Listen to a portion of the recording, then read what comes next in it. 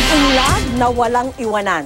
Yan po ang hamon sa mga negosyante sa ASEAN ayon kay Malaysian Prime Minister Najib Razak na sinang-ayunan din ni Vice President Leni Robredo. At mula po sa Parañaque, nakatutok live si Lay Alves. Vicky, ang pagpapalago sa maliliit na negosyo sa ASEAN region ang naging sentro ng talakayan sa Prosperity for All Summit ng ASEAN Business Advisory Council. Sila yung mga tinatawag na micro, small, and medium enterprise. 10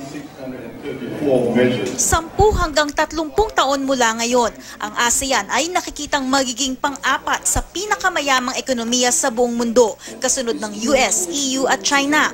Ito ang sinabi kanina ni Malaysian Prime Minister Najib Razak sa side meeting ng ASEAN Summit dito sa Pasay City.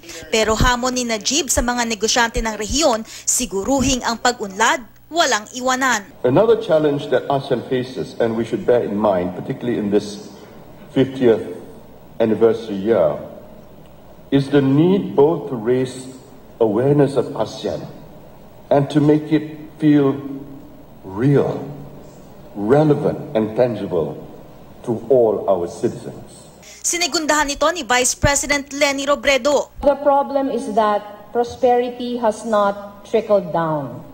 While the number of Asian billionaires are growing, ASEAN is still home to many of the world's poor. Small businesses are not graduating into big ones on a scale that can move the needle enough to change our future. Tingin ni Prime Minister Najib, umusbong ang terorismo sa Europa dahil habang umunlad ang ekonomiya, dumami ang mga mayayaman pero di naman naiangat ang kalagayan ng mga mahihirap. We do not want our citizens to be marginalized.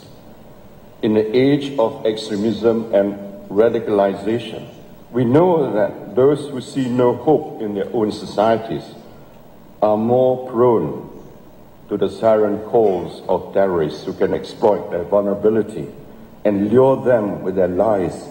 Dumalo rin dito sa Prosperity for All Summit si dating Pangulo at ngayon Congresswoman Gloria Macapagal Arroyo. Ito ang unang pagtapak ni Arroyo sa international stage mula nang lumaya mula sa hospital arrest at mapawalang sala sa kasong plunder. Digital technology ang nakikitang paraan ni Arroyo para matulungan ng gobyerno ang mga micro, small and medium enterprises na makalaban sa mga naglalakihang mga negosyo na papasok sa ASEAN.